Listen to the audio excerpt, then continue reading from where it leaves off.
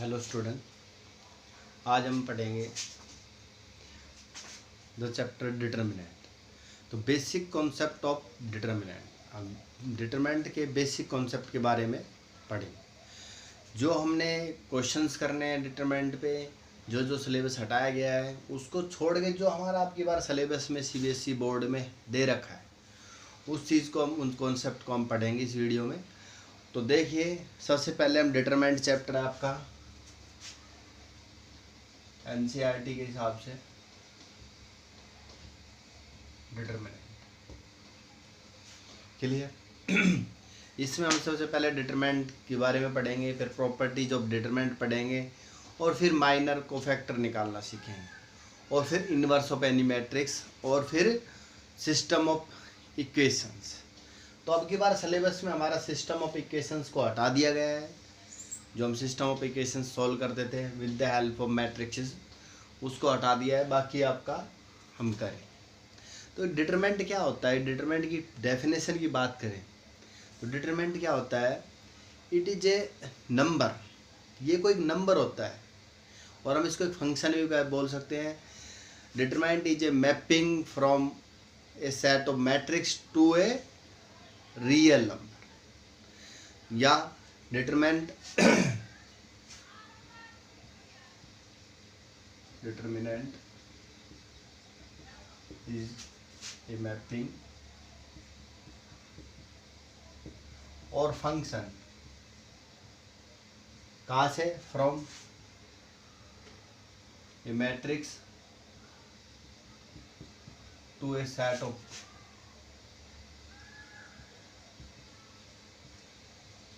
Real. तो determinant क्या आता है, डिटरमिनेंट इज ए मैपिंग और a function from a matrix to a set of real number. Set of real number, matrix से set of real number का एक function होता है, ये मैपिंग होता है। और एक्चुअल में डिटरमिनेंट होता भी क्या, एक सेट ऑफ, एक नंबर होता है हमारे पास, एक कांस्टेंट क्वांटिटी होता है। क्लियर। और ऐसे भी लिख सकते हैं, determinant is A number associated with A matrix, या every matrix is associated with a number and that number is called determinant। और ये याद रखना, यहाँ पर स्केयर मैट्रिक्स की बात करेंगे, because determinant non square matrix का कोई डिटरमिनेंट नहीं होता है, ओनली स्केयर मैट्रिक्स। स्केयर में 1x1 की हो, 2x2 की हो, 3x3 की हो, या 4x4 की हो। 2x2 का मतलब है 2 रो और 2 column, 2 row and 2 columns. 3x3 में मतलब 3 रो एंड 3 कॉलम्स। तो every square matrix is associated with a number and that number is called determinant।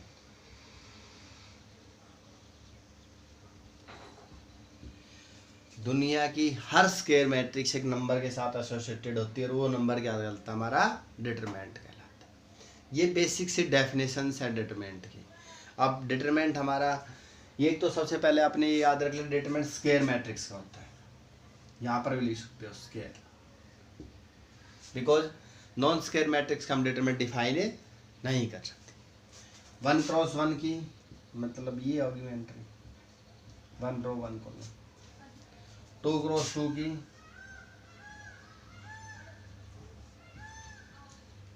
3x3 की,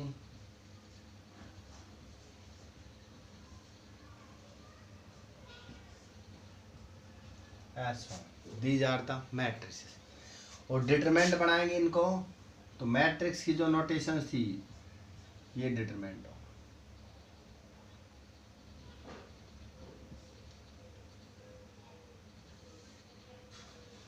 दिस इज द डिटरमिनेंट। हम इसको मॉडुलस ऑफ ए नहीं बोलेंगे, डिटरमिनेंट ऑफ ए बोलेंगे, क्योंकि हम इस प्रकार से मोड को भी डिफाइन करते हैं, mod x here not mod there the determinant of matrix A. Clear. अब बात करते हैं प्रॉपर्टीज ऑफ डिटरमिनेंट। डिटरमिनेंट्स की कुछ 7-8 प्रॉपर्टीज है, उनके बारे में बात करेंगे। सबसे पहले हम डिटरमिनेंट निकालते कैसे हैं ये बताते हैं आपको, फिर उसकी प्रॉपर्टीज के बारे में पढ़ते हैं। अगर आपका कोई 1 ऑर्डर की मैट्रिक्स है तो इसका डिटरमिनेंट ये हो जाएगा, ये 2 ऑर्डर की मैट्रिक्स है तो इसका डिटरमिनेंट कैसे निकालना हमें, ये क्रॉस ये माइनस ये क्रॉस ये, that means 2 cross 4 minus 3 cross 1, 8 minus 3 5।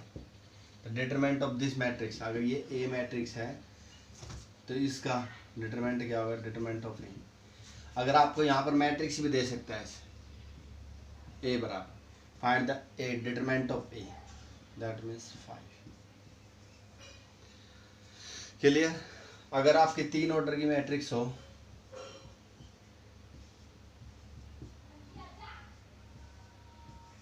This, then find the determinant of A. तो 3 ऑर्डर की मैट्रिक्स का डिटरमिनेंट हम कैसे निकालेंगे, we will expand through the R1 या C1 या C2 या C3। अब किसी भी एक रो या कॉलम के थ्रू एक्सपेंड कर सकते हैं, फर्स्ट रो के थ्रू या सेकंड रो के थ्रू या फर्स्ट। ये होता कैसे है, अगर आप एक्सपेंडिंग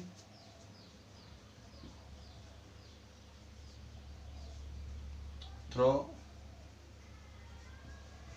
R1 फर्स्ट रो के थ्रू एक्सपेंड कर रहे हैं तो फर्स्ट रो की फर्स्ट एंट्री 2 × में क्या आएगा, उस रो को हम और उस कॉलम को आप ढक लो, जो बचा हुआ उसको डिटरमिनेंट मिलेगी। अब 2 ऑर्डर का डिटरमिनेंट आपको सिखाया था कैसे निकालना, ये गुणा ये माइनस ये गुणा ये। नेक्स्ट एंट्री यहाँ पर क्या करते हैं हम, एक साथ और कर लें, यहाँ पर -1 की पावर 1 + 1 मतलब i + j करते हैं, i + j। और यहाँ पर i क्या है आपकी, पहले बताया फर्स्ट रो फर्स्ट कॉलम है, और यहाँ -1 की power first row second column, और फिर इसके गुणा में इसको ढक लें और इसको ढक लें तो ये बच जाएगा, प्लस -1 की पावर, ये क्या है first row third column, first row third column, इसको ढक लिया लास्ट को, ये बच गया 4 7 2। मतलब आप 3 ऑर्डर की को 2 ऑर्डर में रिड्यूस करके ले आए, 4 ऑर्डर की होती है मैट्रिक्स तो फिर हमारे इनके साथ क्या होते हैं, 4 ऑर्डर के 3 ऑर्डर के डिटरमिनेंट आते। देखो 2 ऑर्डर की थी तो सीधा हो गया, 3 ऑर्डर की में 2 ऑर्डर के आ गए, 4 ऑर्डर की में 3 ऑर्डर के आ जाते। अब इनको सोल्व कर लो, -1 की पावर 2 तो क्या हो जाएगा 1 ही हो जाएगा, 7 × 21 गुणा 7 × 21 माइनस में 1। अब ये देखो -1 की पावर 3 तो माइनस का हो जाएगा, 4 × 12 -2, -1 की पावर 4 +1 हो जाएगा, 4 × 4 -14 कितना हो गया 21 - 1 20 20 × 2 40 माइनस है 10 बच गया माइनस का, और ये कितना बच गया माइनस का 10 बच गया 20 आपका determinant of that matrix is 20। This is not modulus, this is the determinant of that matrix. तो इस प्रकार से आप डिटरमिनेंट निकाल सकते हो। आप इस रो के थ्रू एक्सपेंड करें तो 4 × में क्या करोगे, इसको ढक लो और इस मतलब उस एंट्री का वो एंट्री जिस एंट्री की बात कर रहे हो आप, जैसे इसके थ्रो कर रहे हैं आप तो 4 के साथ लोगे तो 4 जिस रो में उस रो को छोड़ दो और उस कॉलम को छोड़ दो, बाकी बची एंट्री डिटरमिनेंट में लिख दो, ये हट जाएगा, ये हट जाएगा, ये बच जाएगा। किसी भी रो या कॉलम के थ्रू आप एक्सपेंड कर सकते हो, ये आपका जर्नल फॉर्मूला है। क्लियर। अब प्रॉपर्टीज ऑफ डिटरमिनेंट की बात करते हैं हम।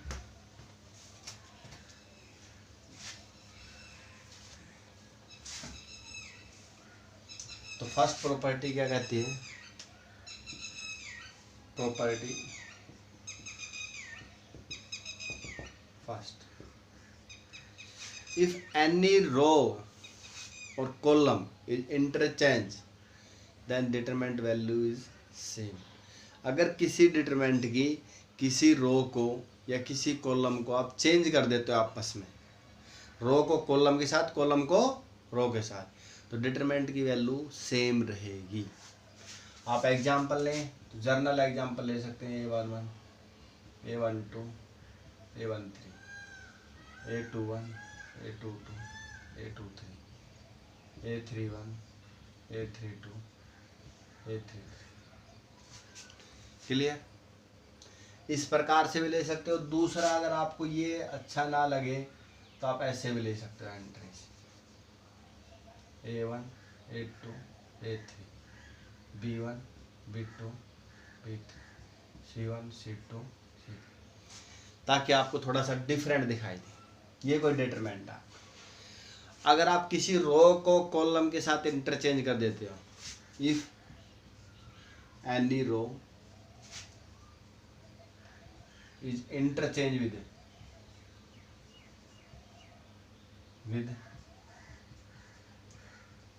any column, then determinant value remains same। तो डिटरमिनेंट वैल्यू क्या रहेगी, सेम रहेगी। देखो इसका डिटरमिनेंट निकाल के देख लो आप, और जो उसका डिटरमिनेंट निकालोगे सेम आएगा। मैं इसका निकालता हूँ तो A1 इंटू में सीधा कर दीजिए, ये गुणा ये, B2 इंटू में C2, C3, B3 into C2, minus आएगा दूसरे वाला A2 गुणा में B1 C3 minus C1 B3। Clear? और प्लस A3 इंटू में B1 C2 minus C1 B2। Clear? ये डिटरमिनेंट आएगा। गुणा करके देखे तो गुणा करके भी रखें। अब अगर इसकी एक रो को एक कॉलम को इंटरचेंज कर देते हैं हम, फर्स्ट रो को फर्स्ट कॉलम के साथ इंटरचेंज करता हूँ मैं, A1, A2, A3, first row first column बन गया और फर्स्ट कॉलम फर्स्ट रो बना दो, बाकी को सेम रखो जो भी, ठीक है? जो जहाँ है वहीं उसको रख दो।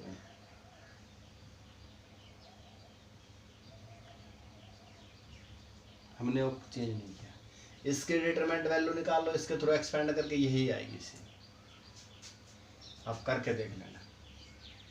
तो इसका मीनिंग है, if any row and any column is interchange with itself each other. अगर किसी रो को किसी कॉलम के साथ इंटरचेंज कर देते हो तो डिटरमिनेंट वैल्यू क्या रहेगी आपकी, सेम रहेगी। देखो A1 इंटू में क्या आएगा, B2 C3 C2 B, B1 गुणा में क्या आएगा, देखो इसको ढक लो, A2 C3 A3 B3। B1 यहाँ से अगर हम लेना चाहें तो देखो B1 कहाँ है, यहाँ और यहाँ है। B1 की गुणा में क्या आ रहा है, एक तो आ रहा है हमारे पास A3 C2, तो देखो B1 की गुणा में क्या आएगा, A3 C2 आएगा, ये रहा, ये वाला, इसको ढक लेंगे, ठीक है? दूसरा इसको ढकेंगे तो हम इसके साथ A2 C3 ये रहा। क्लियर? तो ये आप आराम से कर पाओ। नेक्स्ट प्रॉपर्टी क्या कह रही है आपकी, property number second,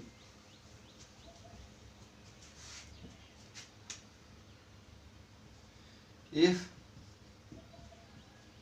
any row और column is interchange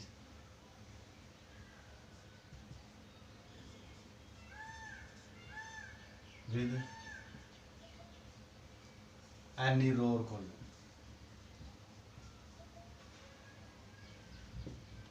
then the determinant sign is change. क्या कह रहा है, अगर यहाँ पर एक बात, ये इसका मीनिंग अलग अलग समझे, ये रो है या कॉलम, या दोनों चीज नहीं है, या तो रो हो या कॉलम। रो को कॉलम के साथ करो तो कोई चेंजमेंट नहीं होगा। अगर एनी रो या कॉलम, कोई रो या कॉलम, कॉलम कॉलम के साथ या रो रो के साथ, एनी रो और column is interchange with row और column, then the determinant sign is change. तो डिटरमिनेंट का साइन चेंज हो जाएगा। जो डिटरमिनेंट वैल्यू आएगी पॉजिटिव तो नेगेटिव हो जाएगी, नेगेटिव तो पॉजिटिव। अगर किसी रो को रो दूसरी रो के साथ इंटरचेंज कर देते हो, जैसे अगर हम ऐसे लिखते हैं R1 is interchange with R2, R1 को R2 के साथ इंटरचेंज कर दिया, तो ये क्या हो गया, आपका जो डिटरमिनेंट आ रहा है जो ये पहले वाले से नेगेटिव या साइन चेंज हो जाएगा, प्लस है तो माइनस, माइनस है तो प्लस। या कोई column interchange with other column, then sign will be change. Next है, इफ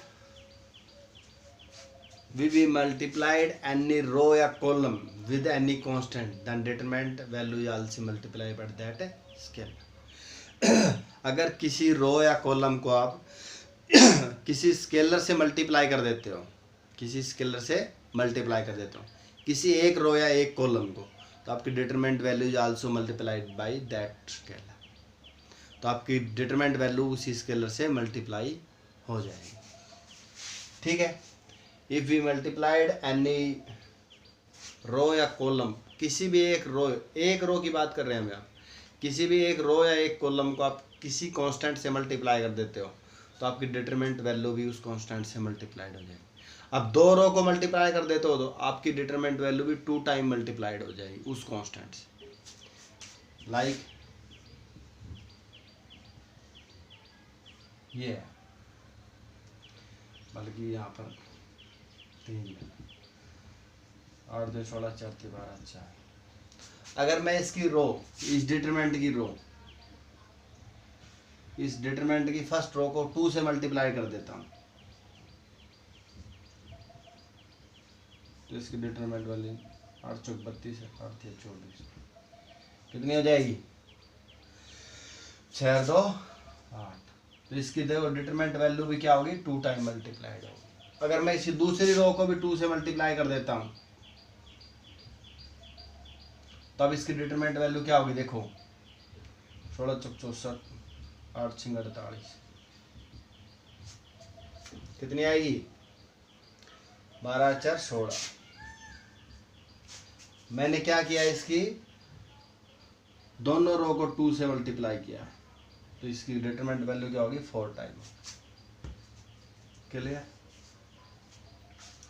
तो एक रो या एक कॉलम को किसी नंबर से मल्टीप्लाई करते हो तो आपके उसका डिटरमिनेंट वैल्यू उतने ही मल्टीप्लाइड हो जाती है। अगर 2 को करते हो तो 2 टाइम। नेक्स्ट प्रॉपर्टी क्या कह रही है डिटरमिनेंट की, if in a determinant any 2 row या column are identical then determinant value is 0। अगर किसी डिटरमिनेंट्स में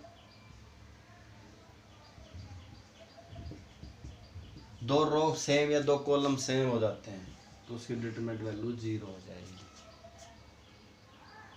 या उसका मल्टीपल हो जाए।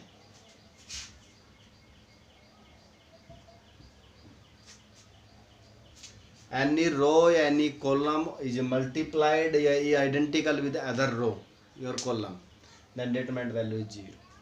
अगर किसी डिटरमिनेंट की 2 रो सेम हो जाए या 2 रो एक दूसरे की मल्टीपल हो, एक दूसरे की गुणांक हो, तो उसकी डिटरमिनेंट वैल्यू क्या हो जाएगी 0। नेक्स्ट,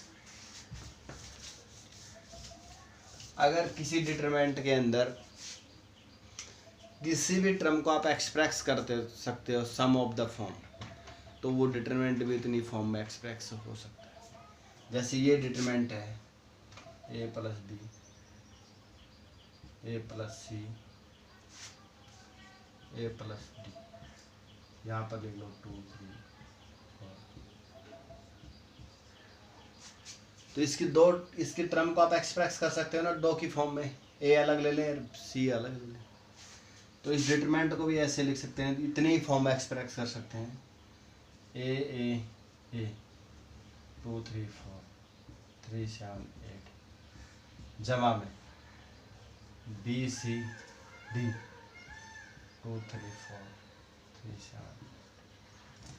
तो आप डिटरमिनेंट की किसी भी रो या कॉलम को कितने भी टर्म में एक्सप्रेस कर सकते हो, कितने भी टर्म मतलब यहाँ 2 टर्म में एक्सप्रेस कर सकते हैं हमें सामने, 2 में कर दो, 3 में कर दो, 4 में कर दो, जहाँ पर कोई नंबर होता है तो डिटरमिनेंट भी उतनी फॉर्म में अलग अलग एक्सप्रेस हो सकता है। क्लियर? ये आपकी कुछ डिटरमिनेंट्स की प्रॉपर्टी थी। इसके अलावा आप ऑपरेशंस की बात करें, ऑपरेशंस, अगर किसी डिटरमिनेंट में किसी भी रो को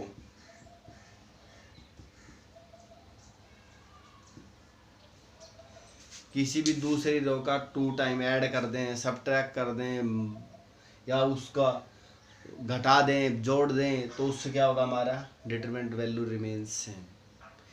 इफ एनी रो और any column is changed by operation this या like this, then determinant value is remains same. आपकी जो डिटरमिनेंट वैल्यू सेम रहेगी, सदा इक्वल रहेगी। अगर आप किसी रो या कॉलम को उसमें दूसरी रो का मल्टीपल, उसका 2 गुना, 3 गुना, 4 गुना, 5 गुना, 1.5 गुना, आधा गुना ऐड कर देते हो और सब्ट्रैक्ट कर देते हो, डिटरमिनेंट वैल्यू रिमेन्स सेम। तो determinant value is not alternate, not change when any operation like this is done. तो आप डिटरमिनेंट वैल्यू क्या रहेगी आपकी, सेम रहेगी। अगर किसी रो में आप किसी दूसरी रो का मल्टीपल ऐड करते हो या सबट्रैक्ट करते हो। तो ये आपकी ऑपरेशंस थी डिटरमिनेंट। इससे ज़्यादा ऑपरेशंस का यूज नहीं करेगा आपका डिटरमिनेंट। और आपका प्रॉपर्टीज ऑफ डिटरमिनेंट सिलेबस से कुछ हटा रखा है, बाकी आप कुछ थोड़ा बहुत करें, बाकी क्वेश्चन आ जाए तो आप कर पाएँ, बाकी कोशिश यही कि आपका हटा रखा आप किसी वजह से। अब हम बात करते हैं माइनर एंड कोफैक्टर की। अगर किसी डिटरमिनेंट की सभी एंट्री 0 है तो डिटरमिनेंट वैल्यू ऑलरेडी 0 होगी। क्लियर है? नेक्स्ट है माइनर। जैसे कि हमारे पास ये कोई मैट्रिक्स है, A11, A12, A13, A21, A22, A23, A31, A32, A33। तो हमें इनवर्स निकालने के लिए पहले माइनर निकालने पड़ते हैं। माइनर मतलब M1 या MIJ बोल दो इसको, जर्नल MIJ। क्लियर? हर एंट्री के करस्पॉन्डिंग एक माइनर निकलता है। 9 एंट्रीज है यहाँ पर, 9 माइनर्स निकले। तो माइनर होता क्या है हमारे पास, ये जिस एंट्री का निकाल रहे हैं हम MIJ, तो यहाँ पर उस एंट्री को छोड़ दो, बाकी का वही डिटरमिनेंट फॉर्म से निकाल।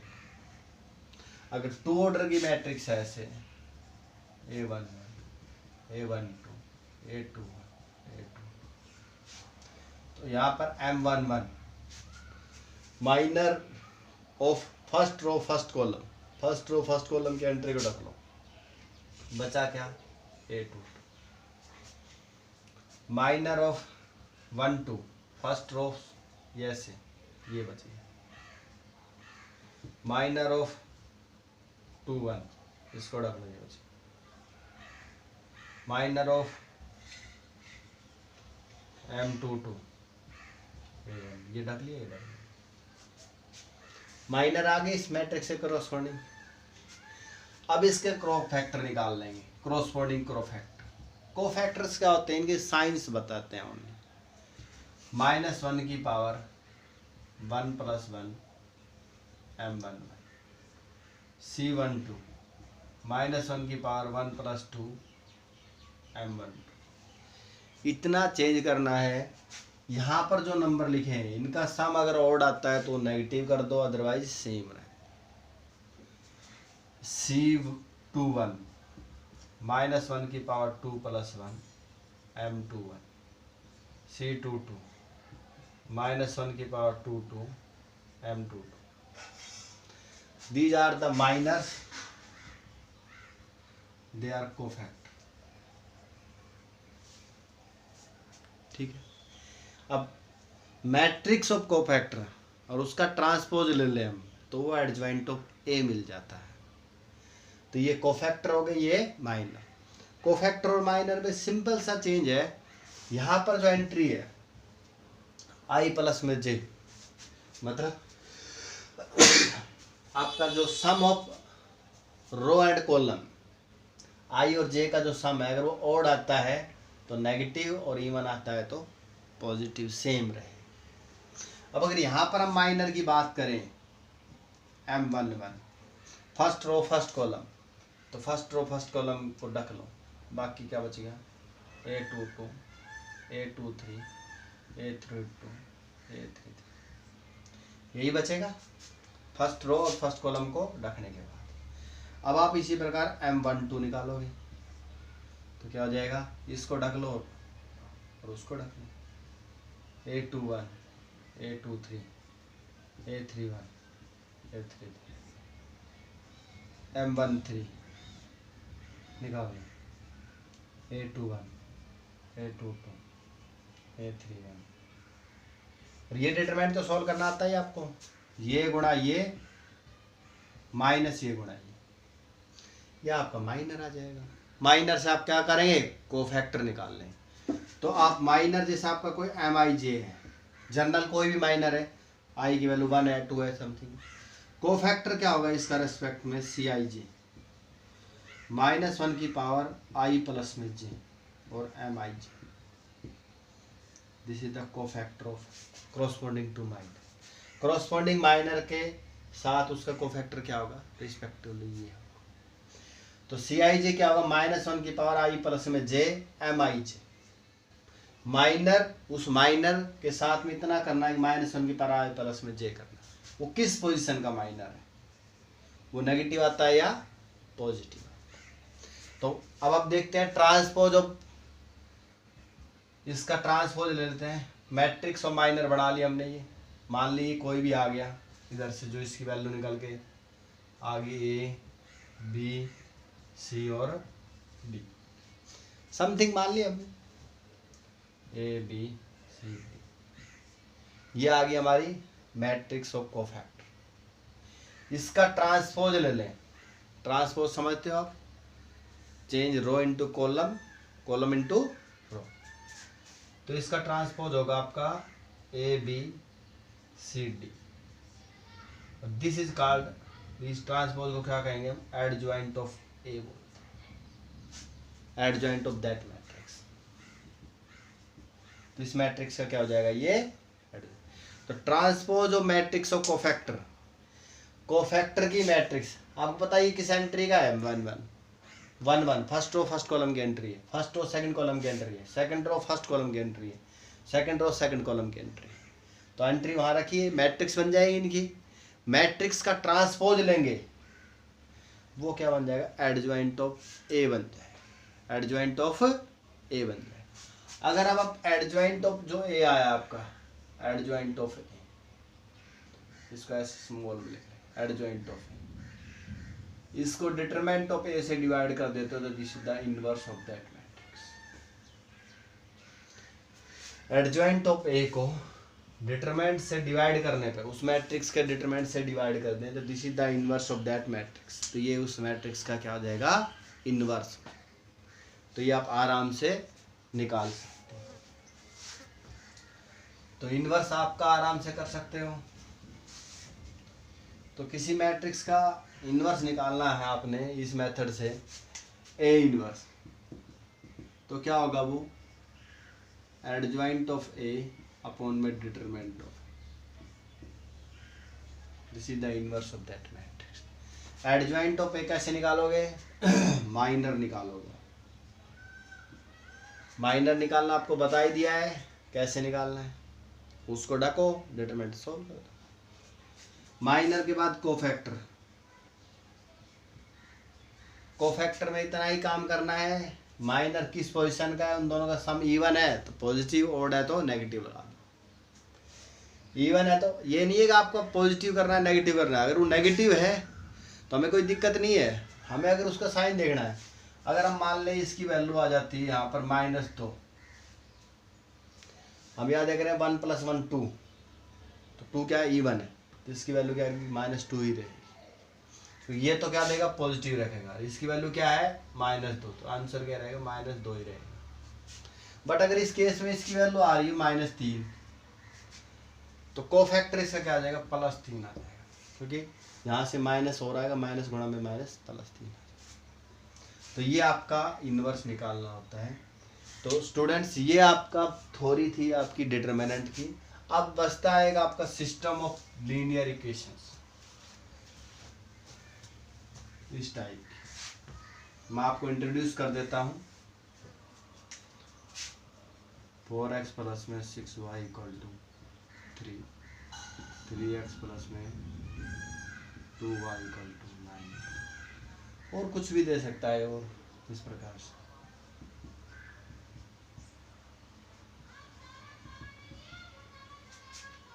सिस्टम ऑफ इक्वेशंस बोलते हैं जिसको a × x = b बोलते हैं। ए आपकी कांस्टेंट मैट्रिक्स होती थी, यहाँ से इसकी ये जैसे बना हुआ है इसकी 4 6 3 2 7 9। x क्या आपका, x y, फर्स्ट कॉलम गुणा हो जाएगी ना आराम से। इसमें 2 रो गुणा 1 है, इसमें क्या 3 रो गुणा 2 है, इसका जितने कॉलम है इसकी इतनी रो है, और = b। इसका सॉल्यूशन कैसे करते थे हम, x = a inverse b। x क्या आपका ये है, दिस मैट्रिक्स, a क्या आपकी ये कांस्टेंट मैट्रिक्स, b आपका ये। तो a इनवर्स निकाल के b से मल्टीप्लाई करते तो x की वैल्यू आपकी आ जाती है। मतलब x y की वैल्यू जो अगर z है, 3 वेरिएबल की इक्वेशन हो जाती है यहाँ पर, तो यहाँ पर z आ जाता है। मतलब जैसे भी यहाँ पर लिख देते हैं हम, 3 × 3 की मैट्रिक्स हो जाती है, यहाँ पर कोई एंट्री आ जाती है, जैसे 1z 3z 4z = 11 9 3। तो ये क्या हो जाती है यहाँ पर 1 3 4, ये आपकी एंट्री। तो यहाँ पर x y z आया। तो इस प्रकार से करते थे इनका। और अगर मैट्रिक्स का डिटरमिनेंट नॉन जीरो है तो उसका इन्वर्स एग्जिस्ट करेगा तो उसका यूनिक सॉल्यूशन मिलता था। अगर डिटरमिनेंट ही 0 आ जाता था तो हम उस केस में करते थे, अगर एडजॉइंट ऑफ a × b ये भी 0 आ जाए तो इसके मैनी सॉल्यूशंस हो सकते थे। दे हैव मे और मे नॉट बी सॉल्यूशन, और अगर इसका सॉल्यूशन होगा तो इनफाइनाइट रिमेडी सॉल्यूशंस होंगे, अदरवाइज नो सॉल्यूशंस होंगे। अगर डिटरमिनेंट ऑफ a 0 है, ये केस फर्स्ट सेकंड, और adjoint of a × b non zero आ जाए तो the equation has no solution, तो इसका कोई सॉल्यूशन नहीं। डिटरमिनेंट नॉट इक्वल टू 0 तो यूनिक सॉल्यूशन और कंसिस्टेंट होंगी। डिटरमिनेंट इक्वल टू 0 है तो उसका क्या होगा, 2 केस बनते हैं। Determinant adjoint of a × b अगर 0 आ जाता है तो कंसिस्टेंट हो सकती है और नहीं भी हो सकती, और इसके सॉल्यूशन होंगे तो इनफाइनाइटली मैनी सॉल्यूशंस होंगे। और डिटरमिनेंट एड नो 0 है, adjoint of a × b non 0 है तो इसका कोई सॉल्यूशन नहीं होगा, और क्या होगा, आपकी सिस्टम ऑफ इक्वेशन होंगी इनकंसिस्टेंट। ये आपकी थ्योरी थी पूरी डिटरमिनेंट चैप्टर की। तो इस थ्योरी के बेस पे आप क्वेश्चंस को करिए, ये आपके सिलेबस में नहीं है। सिस्टम ऑफ इक्वेशन आपकी बार सिलेबस से हटा रखा है। तो आपने करना क्या है, डिटरमिनेंट के बारे में पढ़ना है, सिंपल सा। प्रॉपर्टी ऑफ डिटरमिनेंट भी शायद सिलेबस से हटा रखा है, लेकिन कर लें उसको। उसके बाद आपने इसका मैट्रिक्स का माइनर कोफैक्टर से इन्वर्स निकालना सीख लें। यह आपका सिंपल सा काम था। अगर आपके पास एलिमेंट्स की बुक है उसमें मैट्रिक्स, कंटिन्यूड और डिटरमिनेंट 2 चैप्टर्स हैं। एनसीईआरटी में डिटरमिनेंट के नाम से ही ये पूरा चैप्टर, तो ये आप आराम से कर सकते हो। तो ये आपकी पूरी थ्योरी थी डिटरमिनेंट।